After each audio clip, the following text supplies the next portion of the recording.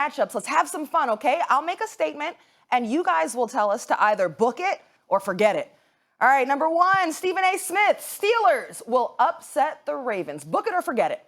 Forget it. They're the Steelers. I mean, I understand that the Ravens have been struggling, but you can't convince me that Mason Rudolph is going to beat the Baltimore Ravens, particularly after the stinker that Baltimore recorded last week. They'll have vengeance on their mind or whatever, and they'll have an attitude. Yeah, 100% agree. Forget it. Steelers don't have the athleticism that Cleveland has at the skill positions to go ahead and pull off this upset. Watching this man, Lamar Jackson, he's going to run for 100 yards. Forget it. Forget it. First of all, I didn't know it was possible to average 3.5 yards per attempt through the air. Like, how does that even work? How did Mason Rudolph? That's amazing when you think about it. 3.5 yards. Yeah. Go from here to the monitor. I mean, like, in the NFL. And then the Ravens, just because the Browns did that to Baltimore does not mean that that's easy to do to Baltimore. The Browns are loaded. Forget this one. All right, book it or forget it. Max, your guy, Daniel Jones, will remain unbeaten as a starter. Forget it. Daniel Jones is the truth, but he's still a rookie. He's still learning. He's still going to make mistakes, and I like the mistakes he's making. Like, take chances sometimes. Those are good mistakes for a young guy to make. But the real issue is the Giants' defense. Kirk Cousins is about to look real good. The Giants can't get any pressure on the quarterback. They can't cover anyone. And the one spot where you go, oh, they got a guy in the linebacking core, Connolly's on, done for the season. So they have problems all three levels of the defense. They still got the receivers in Minnesota. They still got the guy who can run the ball. Kirk Cousins is going to look real good against the Giants. Yeah, it stinks for Daniel Jones. This loss is going to have nothing to do with Daniel Jones. It's everything about the Vikings defense, everything about the Giants' lack of defense. I mean, there's no way for Daniel Jones to win this game. Vikings are clearly a better team. I say book it. Ooh. Because I think the players have given up on Cousins. And I think that's going to have a contaminating and contagious effect. And as a result, the Giants will find a way to win at MetLife Stadium. But what about that awesome defense for the Vikings? Well, again, what about the rush game for the Vikings? If you're on the field too much because your offense is giving up on its quarterback, I'm just busy. I know the Minnesota Vikings are a better team because of their defense, but I think collectively they've given up on Cousins, and it's going to have a contaminating. You know what's crazy about the Giants? The one bright spot this year, after years and years and years of it being just awful, is the offensive line. The Giants actually do a pretty good job protecting. Yeah, they just stink everywhere else. Right. All right, guys, I have one for the defensive mind over there. Jonathan, for you. Okay. Patriots have the best defense in the NFL. Book it or forget it. Oh, you got to book it. The Patriots have the best defense for two reasons. One, statistically, they're the best defense. Two, they do the most important thing better than anyone right now in the NFL, and that is getting your offense the ball back, right? I don't care to be on the field for 15 minutes and no one scores. I'd rather get a turnover real quick and get it back to my offense, and that's what the Patriots do at an alarming rate. It is ridiculous. Now, granted, the teams they played aren't that good, but the fact that they're still creating those takeaways, best defense. I say forget it. And the reason I say forget it is because of that last point you just made. 3 of their 4 games was against the Jets, the Miami Dolphins, and the Buffalo Bills. Offensively, Buffalo Bills are big time defensively, but offensively, please. I look at the Chicago Bears as having the best defense led by Khalil Mack, the Mack Daddy, and that linebacking crew and that secondary crew in Chicago. To me, they have the best defense in the NFL. I'm going to forget that. Chicago's going to be the pick of people based on the brand names and based on the fact that they have a guy. There's something about a defensive team with a guy who gets the quarterback, who makes you feel different about the defense than a defensive team where the best player is covering a receiver, right? Gilmore's actually the best corner in the league. I know Ramsey gets a lot of credit, but he's the best, and Belichick's putting them in great positions. The Patriots' defense so far has been the best in football, including the Bears. I think clearly. Book it. Stephen A. Smith, since you brought up Khalil Mack, this next one for you. Khalil Mack will have at least 2 sacks versus the Raiders. Book it or forget it. Book it. It's the Raiders, okay? So that's number one. Number two, it's the same organization that let him go instead of taking care of him. And by the way, John Gruden, could you please keep your mouth shut? Talk about you never want to let him go. Stop lying to the American people. You're the $100 million man. You're in complete control of football operations. How the hell did you want to keep him, but he's gone? Stop lying, okay? Khalil Mack, the only thing that I regret about this game, the NFL really, really dropped the ball by not making sure this game was in Oakland because Khalil Mack won't be back probably for his career. This was the one chance to be in Oakland and terrorize them on his former home turf. But I'm going to book that he's going to have 2 sacks. He's going to take it out of the Ravens. Yeah, enough said. I'll book it. I'm going to forget it, not because he won't have a good game, but because they're going to pay a lot of attention to him. And 2 sacks is not easy to get, you know? And I'll say this about Gruden and the Raiders. They'll go for talent when it's at a discount, even if it's a character issue. If you have a chance to scoop Vontaze Burfict up because he's a distressed asset or Antonio Brown, you'll do it. That didn't work out, right? When they had the high talent guys that they could get a good return in draft picks for, they got rid of them because nothing about the Raiders is for right now. It's all about Vegas. And anything good that happens, that's like gravy. So I understand what you guys are saying. I'll say forget it because they will be paying a lot of attention to Khalil Mack, who they should not have let go. Book it or forget it. Max, Kyler Murray will get his first career win versus the Bengals. Yeah, sure. Why not? Book it. The Bengals have been real bad. I'm surprised by how bad they were because I thought Andy Dalton looked really, really good week 1. He was like a big surprise to me week 1. But when you start going over the bad teams in the NFL, we start with the Dolphins. And then we start to look at Washington and Cincinnati. And Kyler Murray has shown some fight in spots. And obvious talent, I'll say he's not going to go winless. Book it. I'll book it. And the reason why I'll book it is because Cincinnati's awful. Zach Taylor looks in over his head. Now, that does not say he's not going to be a good coach down the line. But right now, watching him on Monday Night Football, he looked like, he looked like just out of place. He didn't look like he belonged. And their offensive line is horrid. I know Pro Football Focus had the Los Angeles Rams as having the worst offensive line in football. They didn't look that way last night against Seattle. If you watch Cincinnati giving up 8 sacks on Monday night to Andy Dalton, and you saw Andy Dalton's frustration, it's because how awful they were up front. Cincinnati is not a good team. I think Kyler Murray, you can book this. They'll get the I 100% agree. Book it.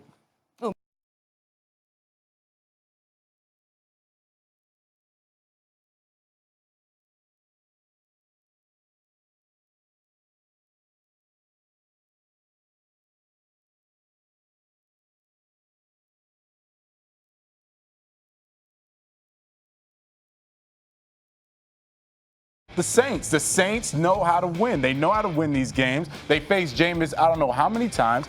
They are going to win the game. Forget the upset. Jameis looked awesome against the Rams. But every time we count out the Saints, they come back with a victory. I'm going to say book it. I'm going to say book it even though they're on the road because I don't believe in Teddy Bridgewater's offense. I don't think they're going to put up enough points. I don't think this is the same Jameis Winston. I think Bruce Arians and Byron Leftwich have had a positive impact on Jameis Winston. Not to say he's not going to make mistakes. Not to say he's going to be perfect. But I think that he'll do enough to force New Orleans to try to do something offensively. And I believe that Teddy Bridgewater is a game manager. I don't believe he's one that will generate an exorbitant amount of points. I could see Tampa Bay stealing this game. It's way too early to say. First of all, I'm going to say forget it, but that's because of what I think about the Saints' overall team up and down. Not necessarily just the Bucs and Jameis Winston. I gave up on Jameis Winston a while ago. I said, listen, when you have a coach and an offensive coordinator who are the right guys, who can make a player dynamic. Isn't it interesting when Norv Turner shows up and all of a sudden offenses work, right? Some guys show up and offensive, Kyle Shanahan, McVay, when then they leave and the offense doesn't work anymore. And Arians is universally spoken well of throughout the league, right? And Leftwich might be one of those guys, handpicked by Arians and doing a great job with Jameis Winston, who looks fantastic. But the Saints, top to bottom, are too good for the Bucs. Book it or forget it. Stephen A. Smith, this for you. Eagles will score over 30 points versus the Jets. Really? Is that a real question? Is that a trick question? The Jets, will they give up 30 points to the Eagles? Yes. Carson Wentz has been balling. About 12 passes have been dropped against him, league leading. I think he's going to be effective. We'll see what happens. And I think that the Jets' offense is so putrid that the Eagles will have so many opportunities to score, they'll get 30 by default simply because the Jets' defense, a defense I respect, will be too exhausted because of spending too much time on the field. Nope, forget it. It's not going to happen. Eagles aren't getting 30 points. One thing the Jets are doing well, if they don't do a lot well, is that they protect the football. And if the Eagles don't get takeaways, and and they don't get the turnovers, they can't get the points. So Carson Wentz may have a great game. They may run the ball pretty well. But the fact is, the Jets are going to maintain ball control and maintain the clock, and it's going to be a low-scoring game. Eagles will win, but they're not getting 30. Something Le'Veon Bell's been slept on about his ball security throughout his career, actually, when everyone was talking about James Conner. But Le'Veon Bell gives you a premium in a lot of areas. I'm going to say book this one, though, because I think the Eagles are starting to catch fire. I agree with you about the Jets, but when a guy is starting to feel himself, as Carson Wentz is and the Eagles are in certain ways, I think they catch fire, and just inferior teams can't do a lot to stop them. I'm going to say book. And it's at Philadelphia, too. Yep. Yes. Max, what do you think about this one? Baker will outplay Jimmy G on Monday Night Football? Book it or forget it? I'm going to say book it, too. And let me tell you something. The defensive strategy against the Browns is pretty clear.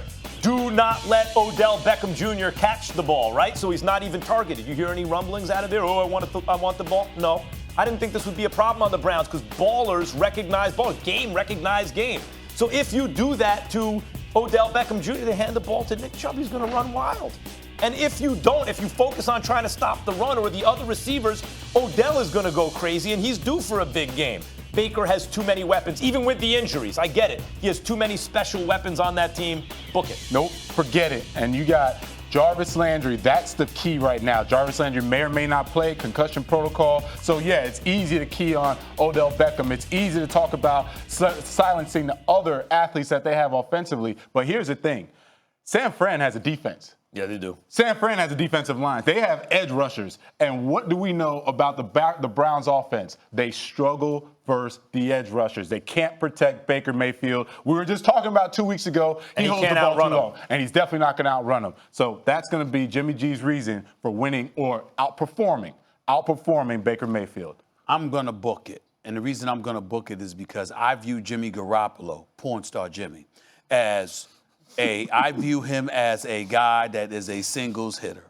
Okay. I view Baker Mayfield with this roster as a home run hitter. Even without Jarvis Landry. Well, even without Jarvis Landry. Okay. I just think that I don't know if Njoku's going to be back yet. I don't think so. But I'm just looking at it from the standpoint that I think that Baker is going to swing for the fences, and by virtue of that alone, he'll have better numbers than Garoppolo in this particular. Listen, Odell's not going to be targeted twice all year. Like, two targets or two catches, and it's not going to happen all year. He's due to break out and have a big game. 100%, but he needs time to throw the ball. Stephen A., I can't believe you're still hanging on to porn star Jimmy as It's a the nickname. truth. That's a the great date was nickname. years ago. No. It was last year to be exact. It was last year to be exact. And it's in L.A. where we'll be at a lot this year and we'll be talking football. So you will hear porn star Jimmy quite often. And by the way, I'm not knocking him.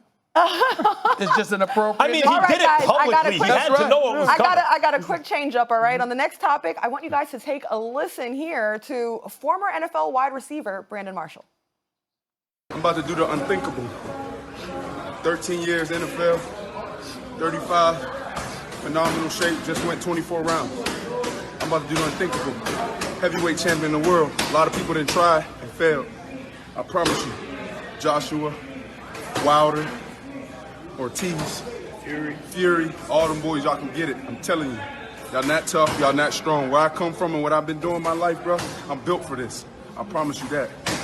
I'll see you next May. Okay, Brandon Marshall, Max, book it or forget it. Brandon Marshall will be a legit heavyweight contender. Like amnesia. Like, forget it, like dementia. Like, forget it all the way. He doesn't have the muscle memory from an amateur career, a long pro career experience. So even if he's athletic and he gets in exchanges, forget about the top of the division. The next level or two down, he is not ready for, not even a little bit. Love you, Brandon. Love the fact that he has a passion for boxing. Right. But you can forget this I all love the way. the guy. If you know Brandon Marshall a little bit, you got to love him. I love him. He's a really great guy. And I'm really hoping that he's playing around, that he's not serious, because I don't want to see him get hurt. And I echo what Max says. But more importantly than that, I don't know if you've ever felt this way, Max, I'm tired of folks disrespecting the game. Exactly right. It's like Yes. These guys have been boxing since they were kids. Max alluded to the muscle memory. So you think after all of these years you playing football, you're just going to step in a squared circle and go against professionals who have been doing this for years. The muscle memory you lose to, the technique, everything. It is disrespectful to the game, and he's going to go in there and he's going to get his head knocked off. I 100% agree. That's exactly the point I wanted to make.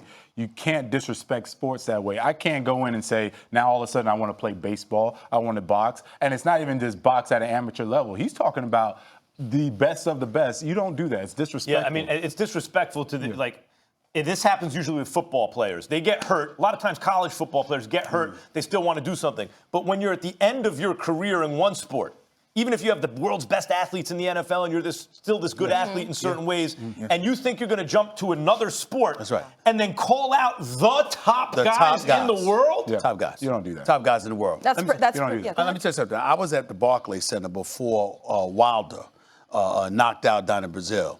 And in one round. I watched this guy warming up and punching his own self, like just punching his hands like this. And I said, my God, I hope someone like that never hits me. Deontay Wilder? I'm just, and you sitting out there, and you're Brandon Marshall, and you're mentioning that. Do you have any idea what Deontay Wilder would do to him? Deontay Wilder got nuclear power in his right hand. Bless his passion, bless his heart, but that's very bold. That's right. All right. Well, Jonathan, thank you so much for being here with us. That was fun. Yes. All right, we still have a whole lot more coming up on First Take. How will the new California Fair Pay for Play law affect college football? We got our friend, Tim Tebow. Another guy with his shirt open. What the hell is going on with you guys? Chippendales, baby. What's going on? Chippendales. Another Chippendales model. All weekend long. No. Thank you, Jonathan. Thank you.